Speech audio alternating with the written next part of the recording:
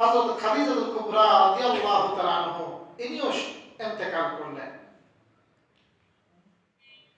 পরপর দুইজনের মৃত্যুতে রাসূল বহুত পরেশান।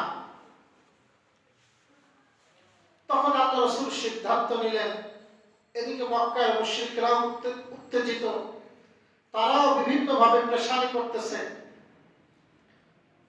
আল্লাহ রাসূল তায়েফ যাওয়ার সিদ্ধান্ত নিলেন দাওয়াতের জন্য।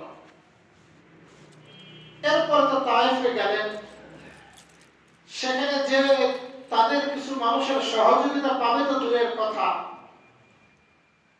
সেখানে আরো জুলুমের শিকার হলেন, যেটা ইতিহাসের পাতায় বড় বিখ্যাত। তো রাসূলের পরে কঠিন মুহূর্ত ছিল এই 11 বছর। চাচা চলে গেছে, স্ত্রী চলে গেছে, আর তায়েফের নাগরিকরা শারীরিকভাবে আল্লাহ রাসূলকে অত্যন্ত জখম করেছে, আহত ছিলেন আল্লাহ রাসূল। তো এই সব নিয়ে রাসূল বড় পেরেশান। এই জন্য এই বছরকে বলা হয় আমুল হুজুন, পেরেশানির বছর, খুব পেরেশানি ছিল। তো এই মুহূর্তে আল্লাহ সুবহানাহু ওয়া তাআলা আল্লাহ রাসূলকে সান্ত্বনা দেওয়ার জন্য কাছে ডেকে নিলেন। একেবারে সাত আসমানে আরশে আজিমে রব্বুল আলামিন রাসূলুল্লাহ সাল্লাল্লাহু আলাইহি ওয়াসাল্লামকে ডেকে নিলেন। যারা বেশি বিজ্ঞান মনস্ক, এরা বিশ্বাস করতে চায় না যুক্তির আলোকে এটা কেমনে সম্ভব। মক্কা থেকে মসজিদে আকসার দূরত্ব বর্তমানে 1555 কিলোমিটার, 1500 প্রায় 1600 কিলোমিটার। এই 1600 কিলোমিটার পথ পাড়ি দেওয়া, তখন প্লেন ছিল না, রকেট ছিল না, কিছুই ছিল না। দ্রুতগামী কোনো বাহন তখন ছিল না, সবচেয়ে দ্রুতগামী বাহন হলো ঘোড়া।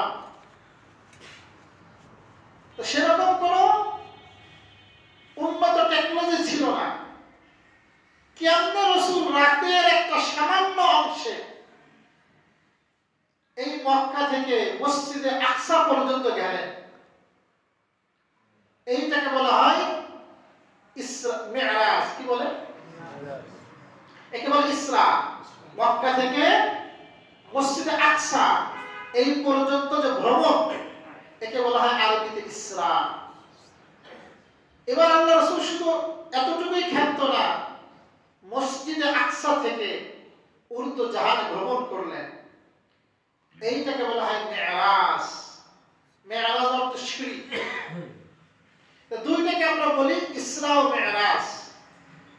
ইসরার কথা আল্লাহ পাক কোরআনে আলোচনা করেছেন, মানে মক্কা থেকে মসজিদে আকসায় যাওয়া, এইটার প্রসঙ্গে আলোচনা হয়েছে কোরআনে। আল্লাহ একটা সূরা নাযিল করেছে, 15 পারা, প্রথম সূরা। ওর দুইটা নাম, একটা নাম হলো সূরাতুল বনী ইসরাঈল, আরেকটা নাম হলো সূরাতুল ইসরা। কয় নাম? দুই নাম। তো আল্লাহ পাক মক্কা থেকে মসজিদে আকসা পর্যন্ত আলোচনা এনেছেন কোরআনে, আর মসজিদে আকসা থেকে উর্দু জাহান পর্যন্ত এর আলোচনা আসছে হাদিসে। একটা দুইটা হাদিস না, একজন দুইজন সাহাবী না, অন্তত 22 জন সাহাবী রাসূলের মেরাজের কি কি ঘটনা ঘটেছে এই বর্ণনা সাহাবায়ে কেরাম রাসূল থেকে শুনে আমাদেরকে জানাইছেন। সুতরাং যেটা কোরআনে আছে, যেটা বুখারী মুসলিম সহ সকল হাদিসের কিতাবে আছে, সেইটা অবিশ্বাস করার সুযোগ আছে। যদি কোনো ব্যক্তি ইসরাকে অস্বীকার করে, এই ব্যক্তির ঈমানই থাকবে না। কি থাকবে না? ঈমান। কারণ এটা কোরআনে বলা হয়েছে। আল্লাহ সুবহানাহু ওয়া তাআলা বিষয়টা আশ্চর্যের। গভীর ঘরে আমি আমেরিকা চলে গেলাম, এটা কি আশ্চর্যের? এটা তো যে কেউ যেতে পারে। আশ্চর্যের ওই সময় হবে যখন আপনি জাগ্রত অবস্থায় সশরীরে রাতের সামান্য অংশে আপনি আমেরিকা যাবেন। আল্লাহ সুবহানাহু ওয়া তাআলা এই জন্য সূরা ইসরা শুরুই করেছেন আশ্চর্য শব্দ দ্বারা। আল্লাহ বলেন সুবহানাল্লাযী আসরা বিআবদিহি লাইলাম মিনাল মাসজিদিল হারাম ইলাল মাসজিদিল আকসাল্লাযী বারাকনা হাওলাহু লিনুরিয়াহু মিন আয়াতিনা ইন্নাহু হুয়াস সামিউল বাসীর। সুবহানাল্লাযী, মহা পবিত্র আল্লাহ। সুবহানাল্লাহ আমরা কখন বলি? যখন আশ্চর্যের কোনো কথা শুনি তখন কি বলি আমরা? সুবহানাল্লাহ।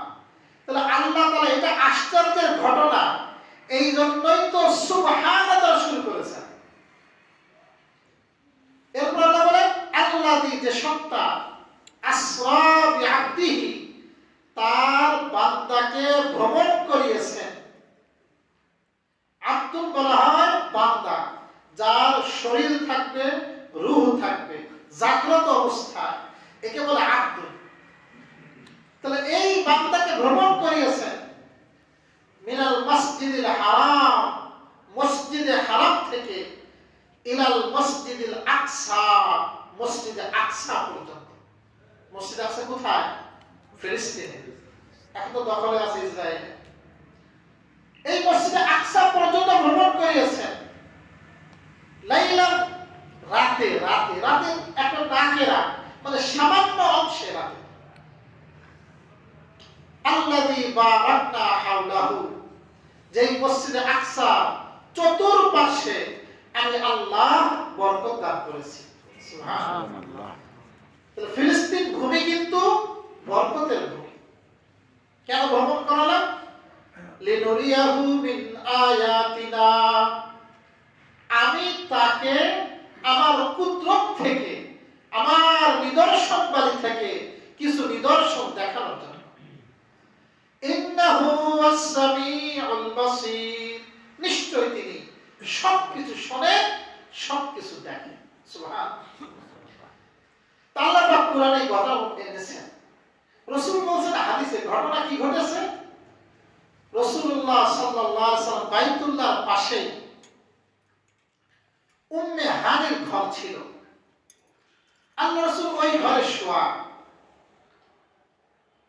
হঠাৎ ছাদ ফেটে গেল, ফেরেশতা নেমে আসলেন।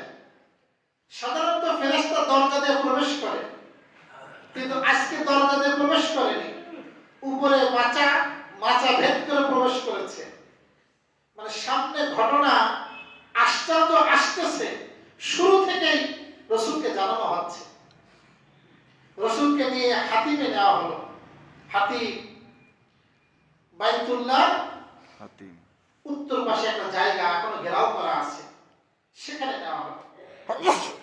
জমজমের থেকে পানি দেওয়া হলো, স্বর্ণের একটা পেয়ালা আনা হলো।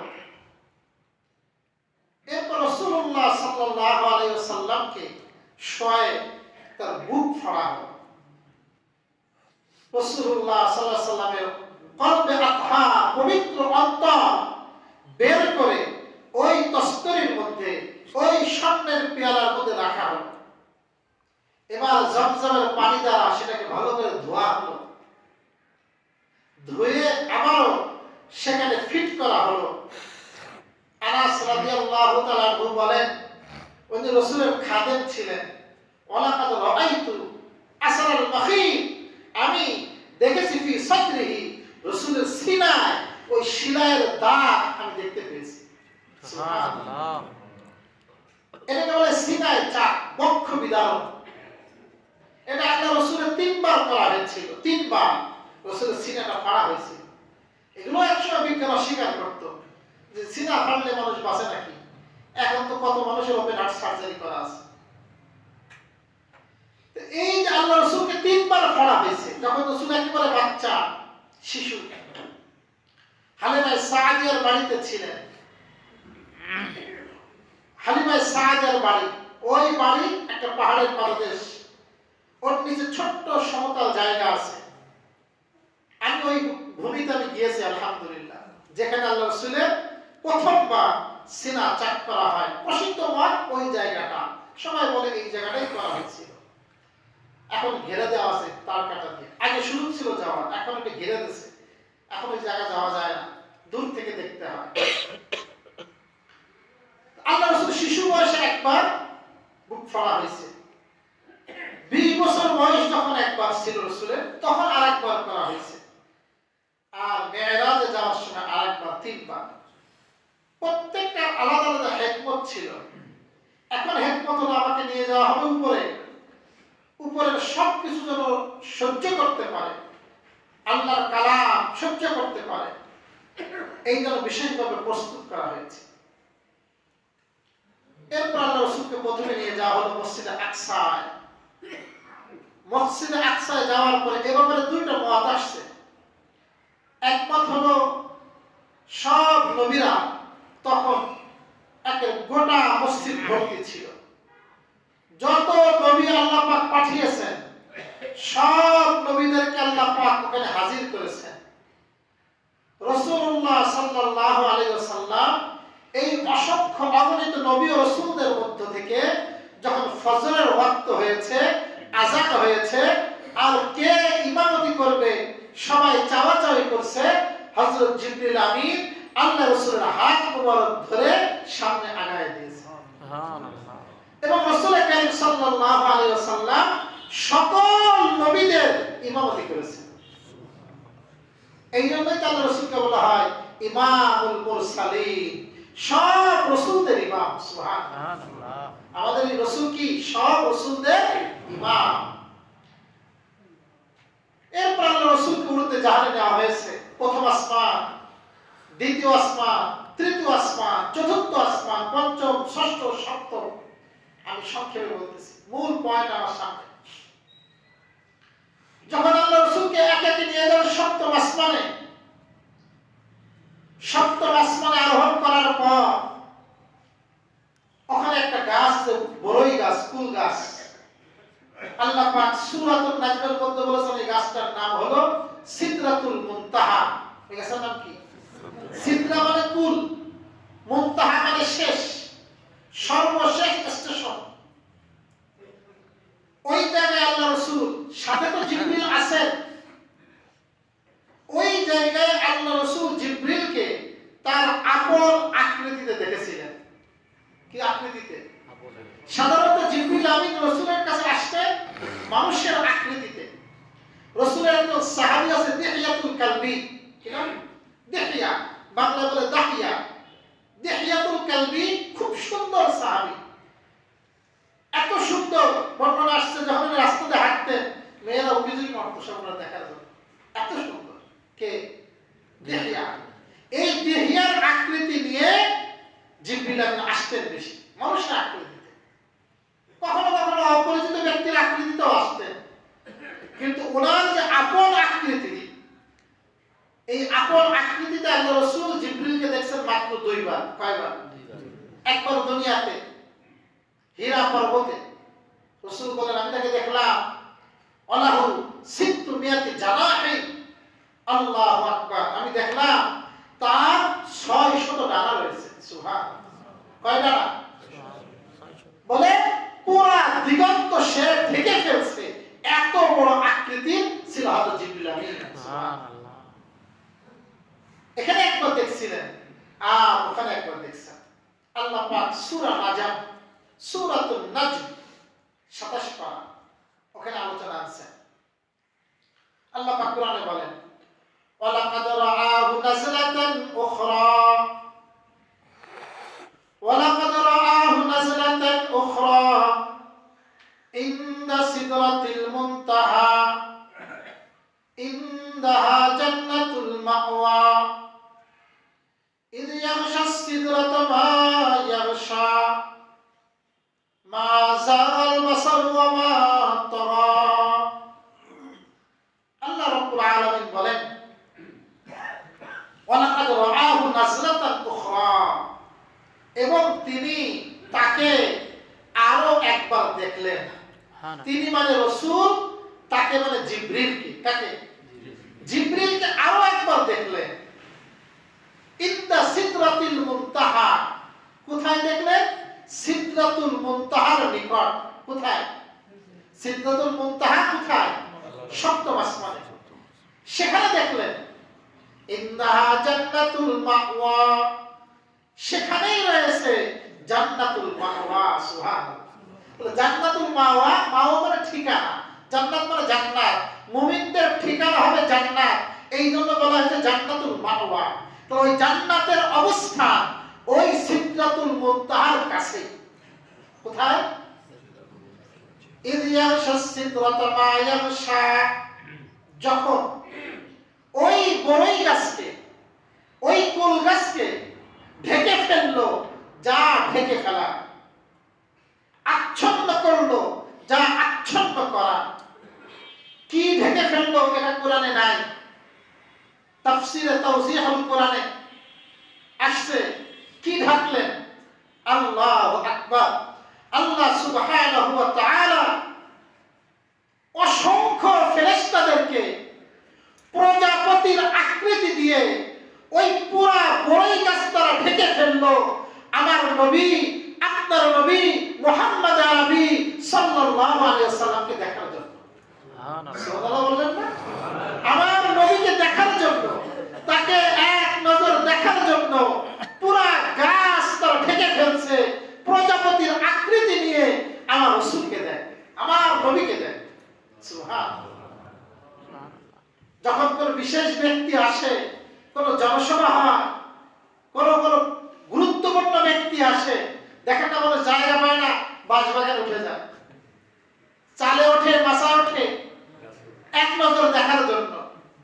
তার নাম তো শুনছে, মোবাইলও দেখছে, তাও তার মনে ধরে না, যাই এক নজর দেখে আসি, চোখের দেখা দেখে আসি। তো দুনিয়ার মানুষের যদি এই অবস্থা হয়, তাহলে আল্লাহ রাসূলকে দেখার জন্য তারা কত ব্যাকুল। সুবহানাল্লাহ। রাসূলকে আল্লাহ পাক বলতেছেন মা যাগাল বাসারু ওয়া মা তাগা, আমার নবীর দৃষ্টি বিভ্রান্ত হয়নি, সীমালঙ্ঘন করে, কোন ভুলভাল দেখেনি, সঠিক দেখেছে। আবার সীমালঙ্ঘন করেনি অর্থ, মানুষ একটা নতুন জায়গায় গেলে যদি আকর্ষণীয় বিষয় হয় এদিক ওদিক খালি তাকায়, দেখেন শুধু এদিক ওদিক দেখে। তো আল্লাহ রাসূল এরকম এত এদিক ওদিক তাকাননি, যেখানে আদেশ সেখানে রাসূলের নজর। সুবহানাল্লাহ। খুব ভদ্র যারা হয় তারা এরকম সতর্ক থাকে। তো ওখানে আল্লাহ রাসূল জিবরিল আমিনকে দেখলেন। শুধু জিবরিল আমিনকে দেখা, আরো কাছে হলেন, আরো স্বপ্নে অগ্রসর হলেন। আল্লাহ পাক কোরআনে বলেন অগ্রসর হয়ে কি হলো? আল্লাহ সূরাতুন নাজমেই বলছেন সুম্মা দানা ফাতাদাল্লা, সুম্মা দানা ফাতাদাল্লা ফাকানা কাবা কাউসাইনি আও আদনা ফাআওহা ইলা আবদিহি মা আওহা। সুম্মা দানা, অতঃপর তিনি নিকটবর্তী হলেন। এবার আল্লাহর নিকটবর্তী, কার নিকটবর্তী? ফাতাদাল্লা, একেবারে ঝুঁকে পড়লেন, কথা শোনার জন্য ঝুঁকে পড়া। ফাকানা কাবা কাউসাইনি আও আদনা, বলে আমার নবী আর আল্লাহ কত দূরত্ব ছিল? বলে ফাকানা কাবা কাউসাইনি, দুই ধনুকের দূরত্ব, আও আদনা বা এর চেয়েও কম। সুবহানাল্লাহ। ধনুক চেনে তো? ধনুক, ধনুকে কি থাকে? বাঁক থাকে আর তার থাকে। বাঁক আর তারের মধ্যে সাধারণত এক হাতের ব্যবধান থাকে। কয় হাত? এক হাত। এই এক হাতের ব্যবধান থাকে। তাহলে কাউসাইন মানে দুই হাত। কাউসাইন মানে কয় হাত? শাব্দিক অর্থ দুই ধনুক, কিন্তু অর্থ হলো দুই হাত। তাহলে এই দুই হাতের ব্যবধান, এই যে আপনার বসছেন সামনের কাতারে, এত কাছে বা এর চেয়েও কাছে সুবহানাল্লাহ রাসূল তার রবের কাছে চলে গেলেন। এরপর আমার নবী আল্লাহকে দেখেছেন কিনা এর উপরে দুইটা মত আছে। আমাদের আয়েশা সিদ্দিকার মত হলো না, দেখা হয়নি। কিন্তু রাইসুল মুফাসসিরিন আব্দুল্লাহ ইবনে আব্বাস বলেন না, ওই মেরাজে রাসূল করিম সাল্লাল্লাহু আলাইহি ওয়াসাল্লাম তার সচক্ষে আল্লাহ রাব্বুল আলামিনকে দেখেছেন। সুবহানাল্লাহ। তার দিদার হয়েছে, এটা ইবনে আব্বাসের মত, তার তাফসীরে। এরপর আমার রব বলেন ফাওহা ইলা আবদিহি মা আওহা, অতঃপর তিনি ওহী পাঠালেন, প্রত্যাদেশ দিলেন তার বান্দার প্রতি যা দেওয়া। সুবহানাল্লাহ। রাসূলকে সম্বোধন করা হচ্ছে আব্দুল, বান্দা। বান্দা এটা হলো একজন মানুষের সবচেয়ে বড় পরিচয় যে আমি হলাম আল্লাহর বান্দা। কার বান্দা ভাই? আমি আল্লাহর বান্দা, আমি আল্লাহর গোলাম। এটা হলো একজন মানুষের সবচেয়ে বড় পরিচয়। এই পরিচয় আল্লাহর কাছে বড় প্রিয়। সবচেয়ে বড় পরিচয় কি? আমি আল্লাহর বান্দা। তো রাসূলকে সম্বোধন করা হচ্ছে যে আব্দিহি মা আওহা, ওহী পাঠালেন তার বান্দার প্রতি যা পাঠানো। নাসাই শরীফের হাদিস, আল্লাহ রাসূলকে আল্লাহ তাআলা কি হাদিয়া দিলেন? রাসূল কারীম সাল্লাল্লাহু আলাইহি ওয়াসাল্লাম বলেন, আমাকে আল্লাহ তাআলা এই মুবারক সফরে বিভিন্ন কথা হয়েছে আল্লাহর সাথে, আমাকে সান্ত্বনা দিয়েছেন, অনেক কিছুই হয়েছে। বিশেষ 3টা হাদিয়া আল্লাহ রাসূলকে আল্লাহ তাআলা এই মুহূর্তে দান করলেন। সুবহানাল্লাহ। 3টা হাদিয়া। 1 নম্বর, রাসূলকে দেওয়া হলো as-সালাওয়াতুল খামস, 5 ওয়াক্ত নামাজ। কয়টা নামাজ? 5 ওয়াক্ত নামাজ। আল্লাহ তাআলা কত বিধিবিধান আমার নবীকে দিয়েছেন, কিন্তু সকল বিধিবিধান মাধ্যম রাখছেন, জিবরিলের মাধ্যমে দিয়েছেন। আর নামাজের গুরুত্ব এত বেশি, আল্লাহু আকবার, আল্লাহ তাআলা এটা দেওয়ার সময় কোনো মাধ্যম রাখেননি। মাধ্যম ছাড়াই সরাসরি আল্লাহ সুবহানাহু ওয়া তাআলা তার রাসূলকে তার মাধ্যমে উম্মতকে দান করেছেন। নামাজ এটা পেয়েছি আমরা কিসের মাধ্যমে? ওই মেরাজে পেয়েছিল। আল্লাহ তাআলা প্রথমে 50 ওয়াক্ত নামাজ দান করেছিলেন। রাসূল খুশি মনে গ্রহণ করেছিল যে আমার উম্মত 50 ওয়াক্ত নামাজ পড়বে, কত সওয়াব পাবে, কত নেকি হবে। রাসূল আকবাস ভাবেননি। ফিরে আসছেন, 6ষ্ঠ আসমান পর্যন্ত চলে এসেছেন। 6ষ্ঠ আসমানে হযরত মূসা আলাইহিস সালামের সাথে দেখা। হযরত মূসা বলে, কি ব্যাপার, কি পাইলেন আপনি? বলে, আল্লাহ পাক আমার 50 ওয়াক্ত নামাজ দান করেছেন। মূসা আলাইহিস সালাম বলেন, আমি আমার উম্মত দ্বারা বহুত পরীক্ষিত হয়েছি। তারা আপনার উম্মতের যে শক্তিশালী ছিল, কিন্তু তারা পারে নাই। তারা 2 ওয়াক্ত নামাজও যথাযথ আদায় করতে পারে নাই। আপনি ফিরে যান আর আপনার রবকে বলেন যেন আপনার রব এটা হালকা করে দেয়, কমায় দেয়। রাসূল কারীম সাল্লাল্লাহু আলাইহি ওয়াসাল্লাম, সহিহ বুখারী বর্ণনা। এরপরে আল্লাহ রাসূল সাল্লাল্লাহু আলাইহি ওয়াসাল্লাম আবার ফিরে গেলেন, আমার আল্লাহর কাছে দরখাস্ত করলেন। আল্লাহ তাআলা 5 ওয়াক্ত কমায় দিল, 45 ওয়াক্ত হলো। আবার রাসূল চলে আসলেন নবী মুসার কাছে। নবী মুসা বলে, 45 ওয়াক্ত হবে না, আবার যান। এভাবে একবার মুসার কাছে আসে, একবার রবের কাছে যায়, আর রব একবারে 5 ওয়াক্ত করে কমায়। কত করে কমায়? দরদাম করতে গেলে একবারে কি কমে আসে? কম করে কমায়। এই উসিলা আমার নবী আল্লাহ তাআলার সাথে বারবার সাক্ষাৎ করার, বারবার কথা বলার সুযোগ পেয়ে যান। সুবহানাল্লাহ। আশিক আর মাশুক এদের মধ্যে যে সম্পর্ক থাকে, এরা শুধু বাহানা খোঁজে কেমনে একবার তাকে দেখতে পারি, কেমনে একবার তার সাথে একটু কথা বলতে পারি, কেমনে তার কাছে যেতে পারি। তো এই উসিলায় আল্লাহ এবং রাসূলের মাঝে বারবার কাছাকাছি হওয়া, বারবার কথা বলা সুযোগ হয়ে যায়। কমাইতে কমাইতে কমাইতে কমাইতে 5 বার আসছে। এবার আল্লাহ তাআলা বললেন, 5 ওয়াক্ত তোমাকে দেওয়া হলো। লা ইবাদদালু ক্বাউলু লাদাইয়া। আল্লাহ তাআলা বলেন, আমার কাছে কোনো কথার পরিবর্তন হয় না। আমি প্রথমে 50 ওয়াক্ত দিছিলাম, দিয়ে ফেলছি 50 ওয়াক্ত, আমার কাছে কোনো কথার পরিবর্তন হয় না। এখন যেহেতু সুপারিশের কারণে 5 ওয়াক্ত দিলাম, যদি তুমি এবং তোমার উম্মত এই 5 ওয়াক্ত নামাজ আদায় করো, আমি আল্লাহ 50 ওয়াক্ত নামাজের সওয়াব দান করব। 1-10 আল্লাহ পাকের ফয়সালা। এই 5 ওয়াক্ত নামাজ আমাকে দেওয়া হয়েছে। প্রিয় ভাইরা, এই মেরাজের সবচেয়ে বড় শিক্ষা এই নামাজ আল্লাহ পাক আমাকে দান করেছেন। এই নামাজের ব্যাপারে যত্নশীল হওয়া। নামাজ কোন সময় মাফ হয় না। আপনি অনেক সময় শয়তান ধোঁকা দেয় যে ঠিক আছে এখন ব্যবসার সময় ব্যবসা কর, রাত্রে এসার সময় যে বাড়ি নামাজ পড়ে নিবি, হবে না। আপনাকে ওয়াক্ত মতোই নামাজ পড়তে হবে। আপনি সফরে আছেন, সফর করতেছেন, অনেক মানুষ বোঝে না, সফরে আছে ওই অবস্থায় বলে ঠিক আছে নামাজ ছেড়ে দিই, একবারে বাড়িতে দিনক্ত পড়ে দিব। এটা না, অনেক মানুষ এটা ফতোয়া দেয়। একবার আমি মুফতি ওয়াক্কাস সাহেব রাহিমাহুল্লাহ উস্তাদ, ওনার সাথে যাচ্ছিলাম ঢাকা, এই গাড়িখানাতে এরকম ঘটনা ঘটছিল। এক গাড়ি আসতে লেট করতেছে, হুজুর খেপে গেছে, গাড়ি আসতে লেট করে, ফেরিতে জ্যাম হয়, ফজরের নামাজ কোথায় পড়বো, এই যে হুজুর প্রেশান। তো পাশে এক ভদ্রলোক হুজুরের ফতোয়া দিচ্ছে, আপনি কি এত প্রেশান কেন? আমি মধ্যপ্রাচ্যে ছিলাম, কোনো সমস্যা নাই, আপনি ওখানে যাওয়ার পরে যখন পৌঁছাবেন তখন নামাজ পড়ে দেবেন। বুঝলেন না কথা? হুজুরই ফতোয়া দিচ্ছে, ফতোয়া দেওয়া তো সহজ।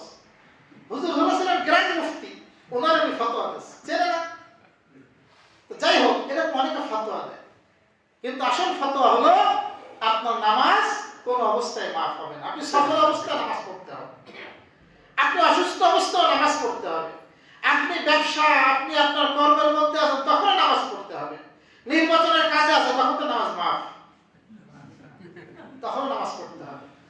বরং আল্লাহ সুবহানাহু ওয়া তাআলা বলেন, একটা রাষ্ট্র যদি ইসলামী রাষ্ট্র হয়, সেই রাষ্ট্রের প্রধান কাজ হলো নামাজ প্রতিষ্ঠা করা, নামাজ কায়েম করা। আল্লাহ সুবহানাহু ওয়া তাআলা বলেন, ওয়াল্লাযীনা ইন মাক্কান্নাহুম ফিল আরদি আকামুস সালাহ, বলে যদি আমি আল্লাহ তাদেরকে দুনিয়ায় প্রতিষ্ঠিত করি, দুনিয়ায় জায়গা দিই, দুনিয়ায় কর্তৃত্ব নেতৃত্ব দিই, তাদের প্রধান কাজ হলো আকামুস সালাহ, তারা নামাজ কায়েম করে। এই জন্য আমরা অনেক সময় সৌদি আরবের অনেক কাজে অসন্তুষ্ট হই, অনেক কাজে খারাপ লাগে, কিন্তু এই বিষয়টাতে তারা এত অগ্রগণী, এই বিষয়টা দেখলে অন্তরটা ঠান্ডা হয়ে যায়। এখনো মক্কা মদিনায় যখন নামাজের ওয়াক্ত হয়, আল্লাহু আকবার, একেবারে পিপিলিকার মতো সে আজানের পরে চতুর্দিক থেকে পঙ্গপালের মতো সব কিছু বন্ধ করে দিয়ে মানুষ ছুটতেছে তো ছুটতেছে, ছুটতেছে তো ছুটতেছে, চম্বকের মতো সব চলে আসতেছে। আপনি মসজিদে নববীতে যাবেন ফজরের সময়, মানুষ তো যায় রাত 3টায় 3:30টায় যায়, ঘুটঘুটে অন্ধকার রাত, আলো আছে, এই রাতের মধ্যে হাজার হাজার মানুষ আসতেছে, মসজিদে ঢুকতেছে, নামাজ পড়তেছে, জুতা খুলতেছে, দেখবেন কোনো শব্দ নাই, পিনপন নীরবতা, একবারে ঠান্ডা, কোনো আওয়াজ নেই। মানুষ আসে, নামাজ পড়ে, নিরিবিলি চলে যায়। এই যে নামাজ, এটা কিন্তু তারা রাখছে, এটা বড় প্রশংসিত দিক। প্রিয় ভাই, নামাজ কোন অবস্থায় মাফ না। নামাজের ব্যাপারে আল্লাহ সুবহানাহু ওয়া তাআলা বলেন, قد أفلح المؤمنون الذين هم في صلاتهم خاشعون, নিশ্চয় মুমিনগণ সফল। কোন মুমিনগণ? الذين هم في صلاتهم خاشعون, যারা তাদের নামাজের মধ্যে খুব বিনয়ী, একাগ্র চিত্তে নামাজ পড়ে, খুশুর সাথে নামাজ পড়ে। নামাজে তারা অন্তরটা শান্তি করে। যখন আপনি পেরেশানে থাকবেন, নামাজে দাঁড়ায় যাবেন, নামাজের মাধ্যমে অন্তর শান্তি পায়, অন্তর ঠান্ডা হয়ে যায়, দুঃখ দুর্দশা দূর হয়ে যায়, বিপদ কেটে যায়, রিজিকের দরজা খুলে যায়, পেরেশান দূর হয়ে যায়। যখন আপনি কোনো পেরেশানিতে পড়বেন, কোনো মুসিবতে পড়বেন, কোনো অনটনের মধ্যে পড়বেন, নামাজে দাঁড়াবেন।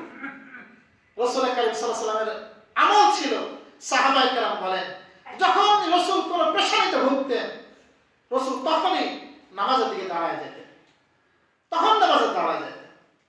এই নামাজটা আমরা পেয়েছি মেরাজের মাধ্যমে। এই জন্য মেরাজকে বলা হয় as-salatu mi'rajul mu'minin। এটা কিন্তু হাদিস না। as-salatu mi'rajul mu'minin, নামাজ হলো মুমিনদের মেরাজ। কার মেরাজ? মুমিনদের মেরাজ। এটা হাদিস না, প্রমাণ। তো যাই হোক প্রিয় ভাই, পাঁচ ওয়াক্ত নামাজ আল্লাহ রাব্বুল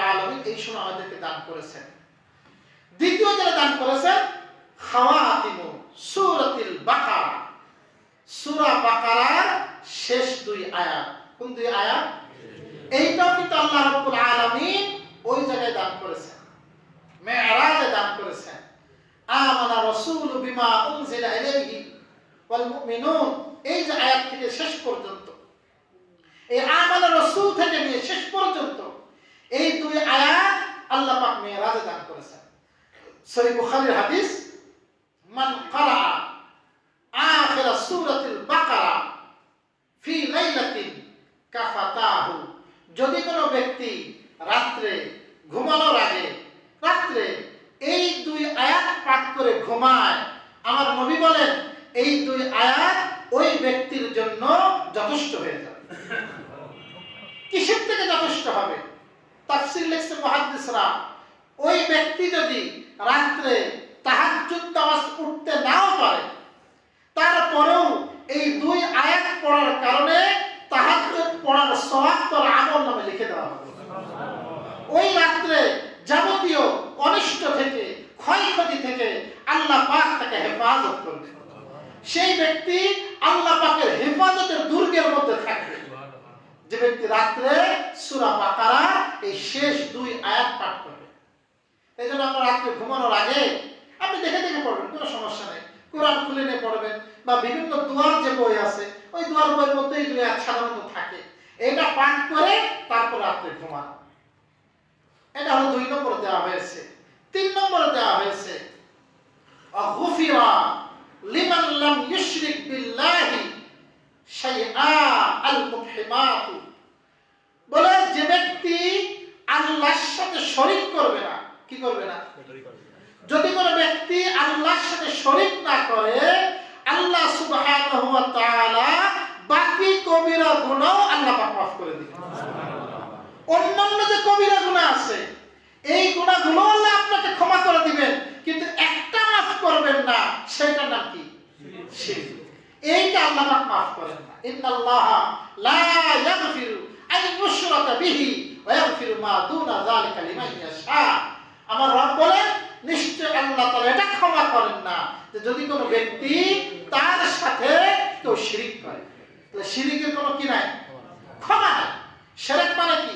গায়রুল্লাহকে আল্লাহর স্তরে আনা। কার স্তরে আনা? আল্লাহর স্তরে। শিরকের বিভিন্ন পর্যায় আছে, বিভিন্ন ধাপ আছে, প্রকার আছে।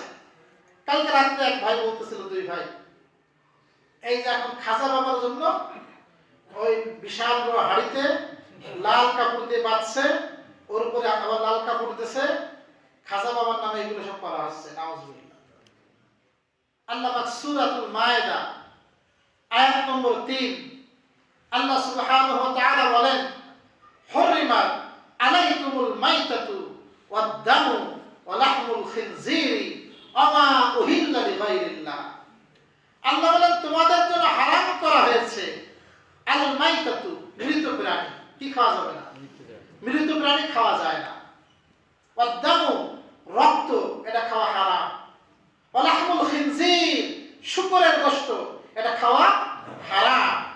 ওয়া মা উহিল্লা লিগাইরিল্লাহ, এবং যা জবাই করা হয়েছে, উৎসর্গ করা হয়েছে গায়রুল্লাহর নামে, সেটা খাওয়া হারাম।